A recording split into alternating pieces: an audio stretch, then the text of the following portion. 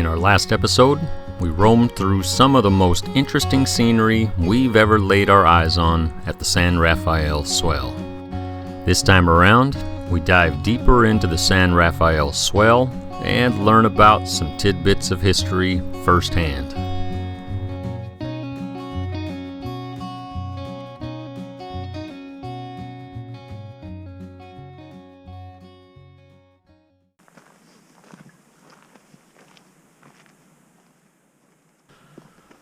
Well, we're walking up Temple Mountain today. These are the old uranium mines from World War II. Yeah.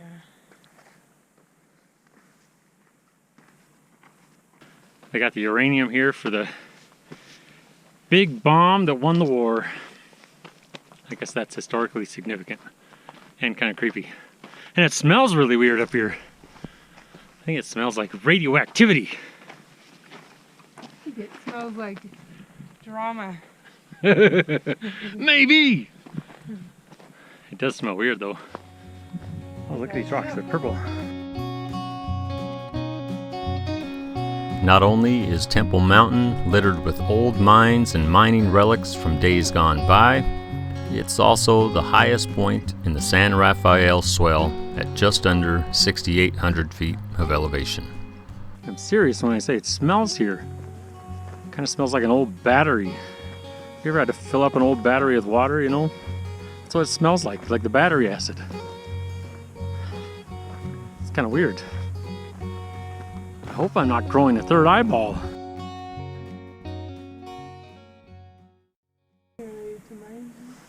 What's that?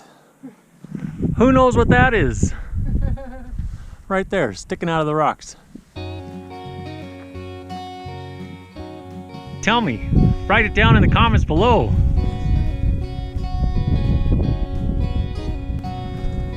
Petrified wood. Look at that.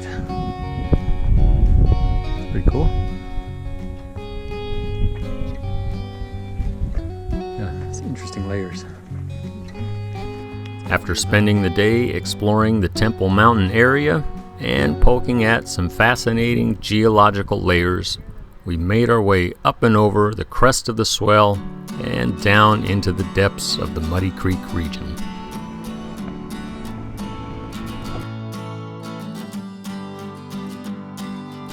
Most of the roads through the San Rafael Swell were put in place thanks to the uranium boom from the 1940s and 50s. With nearly 50,000 mining claims staked during that period, their history is everywhere.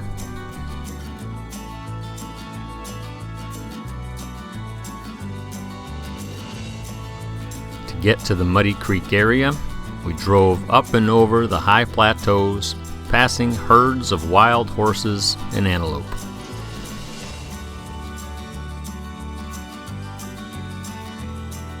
From the high plateaus, down we went along one of the most spectacular roads we've ever been on.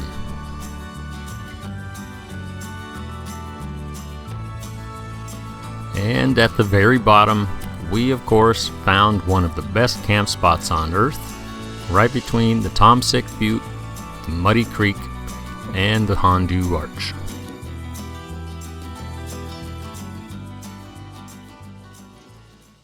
We're in the very southwest corner of the San Rafael Swell. It's about as far southwest as we can go by road, because we have a road.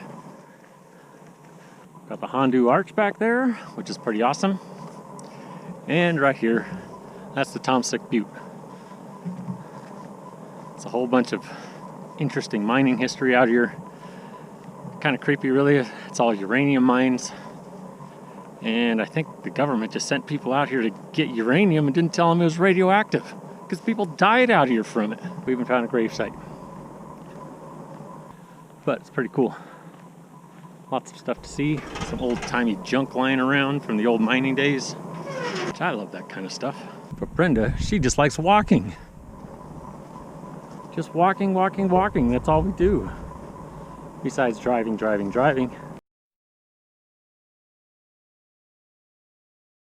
It's the Muddy River. It's kind of a trickle, but it's definitely muddy. And the road getting down here was probably the coolest road we've ever been on. Maybe. We've been on a lot of roads, and a lot of cool ones, but this one was awesome. I white-knuckled it for the last handful of miles because it was sketchy out on the sides of cliffs, but it was spectacular. So come see it. Actually, don't come see it. Don't ruin it. Yeah, actually come see it. It's pretty cool. But you want maybe four-wheel drive? They call it an improved road, but I think the road needs some improvements. There are some spots four-wheel drive is useful.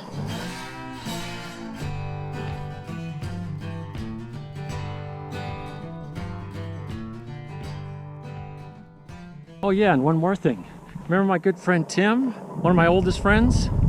Last time he came out with us, he took a bit of a fall, broke his foot. He's almost healed up. He's gonna come meet us out here. That dummy, he never learns. Every time he breaks something. But he's coming back, which should be fun. Brenda's excited. She gets to hang out with two boys. So, a couple of days, Tim will be here.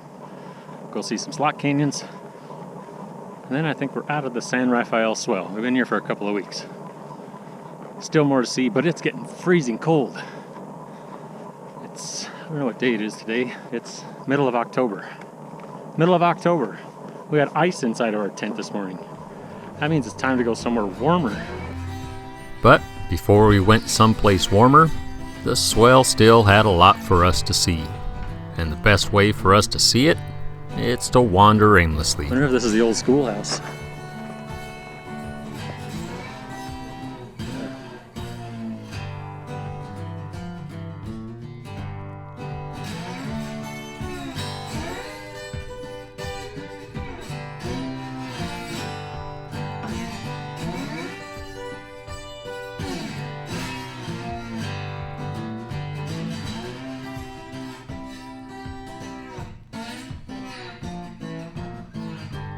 Pretty nice spot for a cabin back there, man. It's beautiful here. These rocks up here. I don't think it's gonna show up on the camera like it looks in real life, but it's amazing. You can see the layers more pronounced than I've seen on anything ever, and the colors are just super bright and vivid. And it probably won't show up on the camera, but it's incredible. The next morning, we were off to check out the historic mining area of the Tomsick View. In 1949, the Atomic Energy Commission encouraged men to mine for uranium by paying high guaranteed prices for high-grade uranium ore.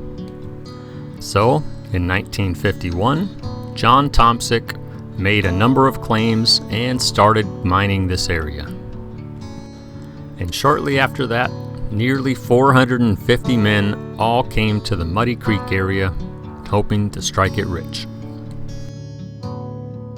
But by 1957, the Atomic Energy Commission decided they had enough uranium ore stockpiled, and the program was shut down.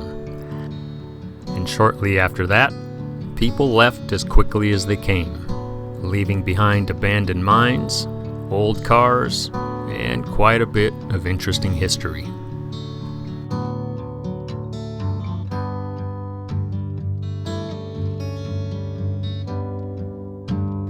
And of course, since we were there, we needed to go to the top.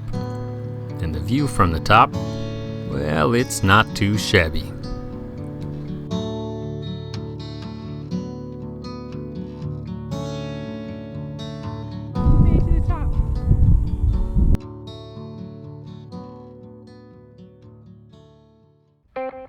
After spending a couple of days in the Muddy Creek area, we were off to meet up with one of my oldest friends on the face of the earth.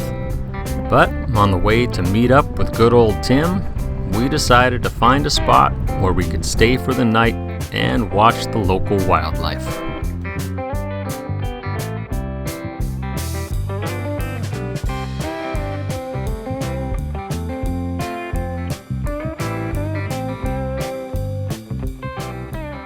Horses out there, wild horses. Jeff's gonna go ride one because he loves riding horses and it looks so natural. It looks really awkward. Are you coming? You're gonna ride a horse?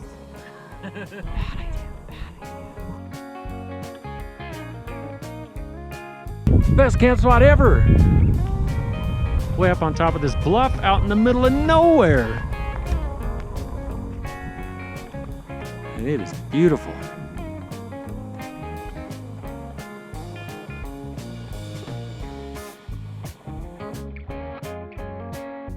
Right now we need a fire, it's freezing. This actually could be the best camp spot ever. Ever!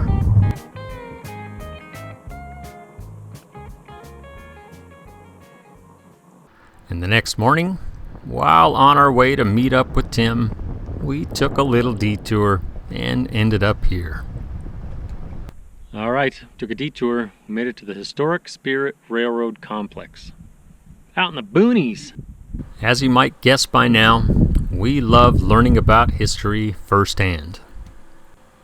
And this place, it's the site of a railroad that never was.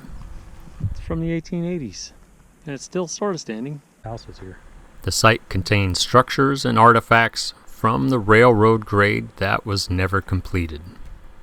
This is an old watering trough. If you ever watched any Western movies where a cowboy gets thrown in a trough, it's made up. This thing's tiny. No cowboys fitting in there. If we find a saloon and get in a fight, not getting thrown in here. All right, we're at the Spirit Railroad Complex, and we just ran into some real railroad buffs. They know this stuff, and we don't. Hi, my name's Chris Fleming. This is Ken Jays. Where we are today is on an old railroad grade that was built by the Denver and Rio Grande Western Railway in 1881. They were trying to go from Price, Utah to Green River, and there were two routes that they were exploring. Here's Price right here. Here's Green River down here. And General Palmer in 1880 was trying to decide whether to build down this way to Green River. The other way, which was the eventual winner, was to build down the Price River, okay, and then go through what's called Lower Crossing, which is down over here, and then it goes on down into Green River here. It's fascinating history, and again, they spent $250,000 on this route, but they never put a spike or a rail or a tie on that grade. The reason why they did not use this was because they would have had to haul water on every train. There's no water out here available. So this is kind of a special railroad in a sense that never was a railroad. And that's about it for this episode. Thanks for watching. We'll see you next time. All right, I've said this a million times before. The best part about traveling is people you meet along the way. Can't deny it. And we just met some cool guys who love railroads. They're like kids at Christmas. They were super excited. And we got the history straight from the source. So thanks, guys. It was awesome. Now we're off.